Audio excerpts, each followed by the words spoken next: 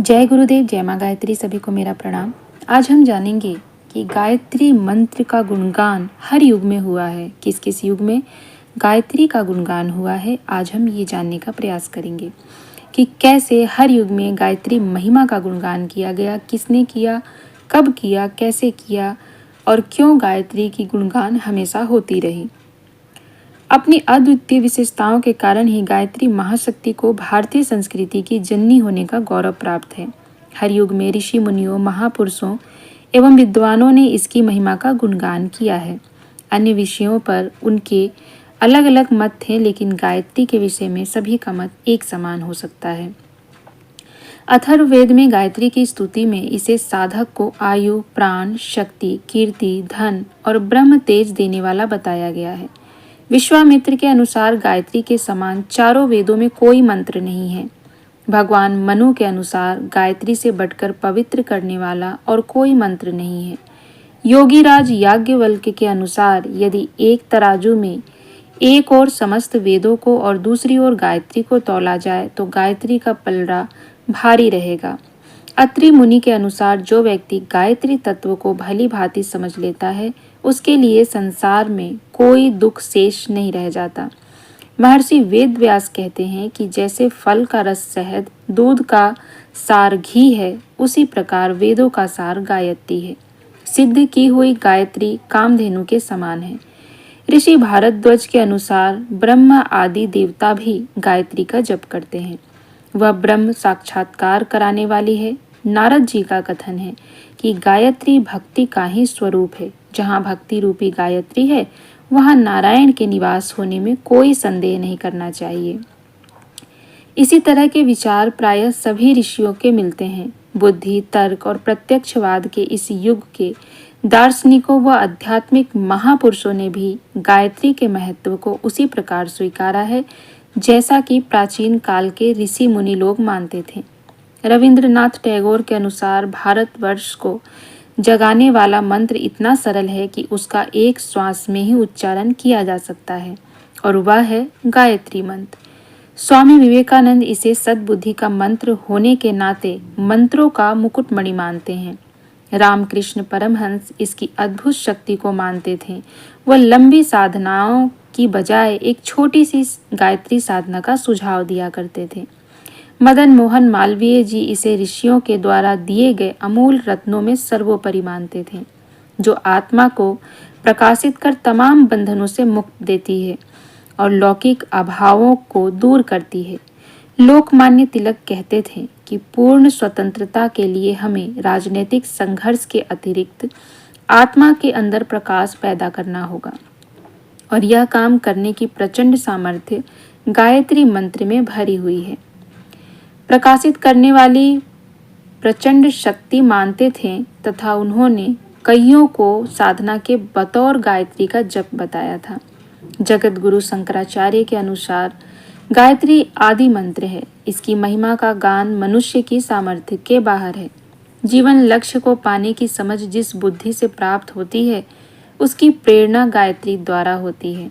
स्वामी राम तीर्थ के वचन, राम को पाना सबसे बड़ा काम है और गायत्री से शुद्ध हुई बुद्धि ही राम को पा सकती है।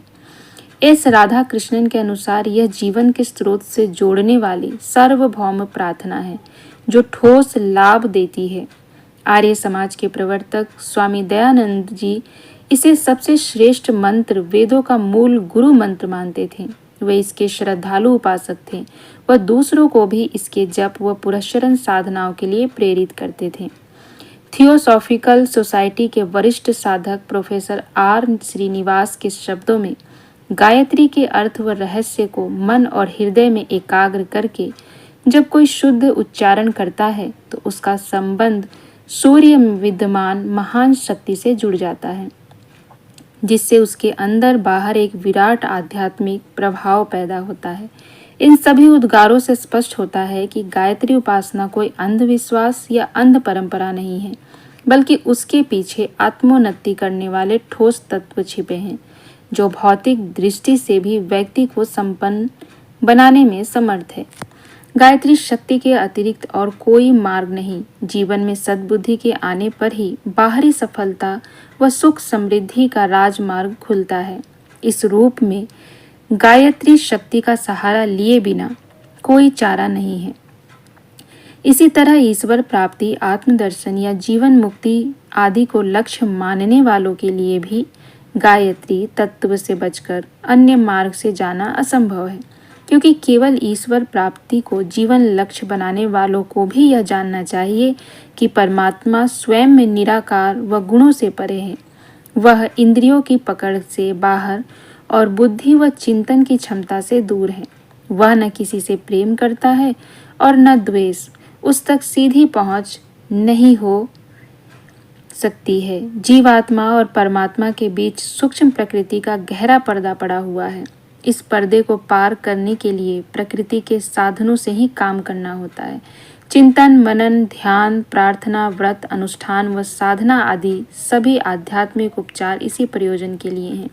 इन सब को छोड़कर परमात्मा की प्राप्ति किसी भी प्रकार संभव नहीं। सतोगुणी माया और चित्त शक्ति द्वारा ही जीवात्मा और परमात्मा का मिलन हो सकता है। यह आत्मा और परमात्मा का मिलन करने वाली शक्ति गायत्री ही है। गायत्री रूपी सीढ़ी को चढ़ते हुए ही परमात्मा रूपी छत तक पहुंच हो सकती है। सच तो यह है कि साक्षात्कार का अनुभव गायत्री के गर्भ में ही होता है। इससे ऊपर पहुंचने पर सूक्ष्म इंद्रियों और उनकी अनुभव शक्ति ही लुप्त हो जाती है। इसीलिए भक्ति व ईश्वर प्राप्ति चाहने वाले भी गायत्री मिश्रित परमात्मा की, राधे श्याम, सीता राम, लक्ष्मी नारायण, पार्वती शिव की ही उपासना करते हैं। सरस्वती, लक्ष्मी, काली, महामाया, सीता, राधा, सावित्री, पार्वती आदि रूप में गायत्री की ही उपासना की जाती है। गीता में भगवान श्री कृष्ण ने कहा है, गायत्री छंद सामाहम, अर्थात गायत्री मैं ही हूँ। भगवान की उपासना के लिए गायत्री से बड़ा और कोई मंत्र नहीं हो सकता। अतः यह सोच अज्ञानता ही कही जाएगी कि ब्रह्म प्राप्ति के लिए गायत्री आवश्यक नहीं है। यह तो अनिवार्य है। नाम से कोई विरोध करे या आपत्ति उठाए यह बात अलग है, किंतु गायत्री शक्ति से बचकर अन्य मार्ग से जाना असंभव है। गायत्री माता के रूप में विश्व नारी की पवित्र उपासना, गायत्री उपासना में ईश्वर को माता के रूप में भजने का सुअवसर मिलता है। संसार में माँ का प्रेम सबसे पवित्र, निर्मल और उच्च कोटि का होता है। माता अपनी संतान से जितना प्रेम करती है उतना कोई अन्य संबंधी नहीं कर सकता। जवानी के उफान में पति पत्नी में भी अधिक प्रेम देखा जाता है, किंतु अगले असली रूप में यह माता के प्रेम की तुलना में बहुत ही हल्का और उथला बैठता है। यह प्रेम आपसी आदान प्रदान, स्वार्थ, आशा, अपेक्षाओं पर निर्भर करता है। इनमें कमी या बाधा पड़ते ही इस प्रेम में कमी आने लग जाती है, लेकिन माता के प्रेम में कोई कमी नहीं आती है। शिशु संतान से प्रतिफल मिलना तो दूर, उल्टे अनेक कष्ट ही होते हैं। इस पर भी वह वात्सल्य की परम सात्विक प्रेम धारा बालक को पिलाती रहती है। कुपुत्र होने पर भी माता की भावनाएं घटती नहीं।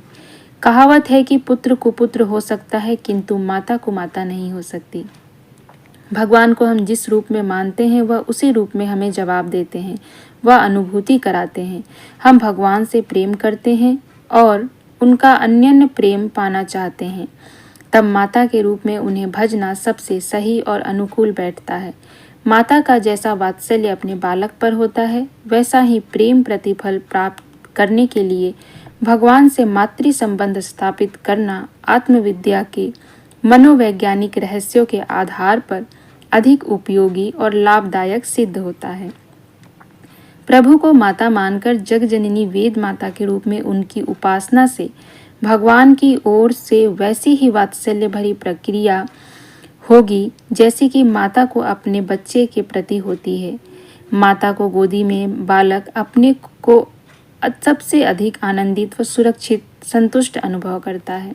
नारी शक्ति पुरुष के लिए सब प्रकार से आदरणीय, पूजनीय और पोषणीय है। पत्नी के रूप में बहन एवं माता के रूप में वह मैत्री योग्य, स्नेह योग्य एवं गुरुवत पूजन योग्य है। पुरुष के शुष्क अंतर में यदि नारी द्वारा अमृत सिंचन नहीं हो पाता है तो वैज्ञानिकों के अनुसार वह बड़ा रूखा, बर्बर, कर्कश, क्रूर, निराशा, संकीर्ण और अविकसित रह जाता है। वर्षा से जैसे पृथ्वी का हृदय हर्षित हो जाता है और उसकी प्रसन्नता ही हरियाली एवं फूल फलों के रूप में फूट पड़ती है। पुरुष भी नारी की स्नेह वर्षा से इसी प्रकार सिंचन प्राप्त करके अपनी शक्तियों का विकास करता है। किंतु एक भारी विघ्न इस रास्ते में आता है जो अमृत को विष बना देता है, और वह है वासना का विघ्न। दुराचार, कुदृष्टि एवं वासना के मिलने से, नर नारी के मिलने से प्राप्त होने वाला अमृत फल विष फल बीज बन जाता है। विश्व नारी के रूप में भगवान की मातृभाव से परम पवित्र भावनाओं के साथ उपासना करना मातृ जाति के प्रति पवित्रता को अधिकाधिक बढ़ाता है। इस दिशा में जितनी सफलता मिल जाती है उसी अनुपात में इंद्रिय संयम, मनोनिग्रह और मनोविकार का समन अपने आप हो जाता है। मातृभक्ति के हृदय में दुर्भावनाएं अधिक देर नहीं ठहर सकती। विश्व नारी के रूप में भगवान की उपासना नर पूजा से श्रेष्ठ ही सिद्ध होती है। इसीलिए हमें गायत्री माता को माता के रूप में पूजना चाहिए और उनका हमें निरंतर ध्यान करना चाहिए। तो इस प्रकार से हमेशा से गायत्री की कैसे लोगों ने प्रार्थनाएं की और कैसे हर युग में उनका गुणगान किया गया, यह आज हमने जाना। ऐसे ही और भी गायत्री के विषय में हम जानते रहेंगे। जय गुरुदेव, जय माँ गायत्री। सभी को मेरा प्रणाम।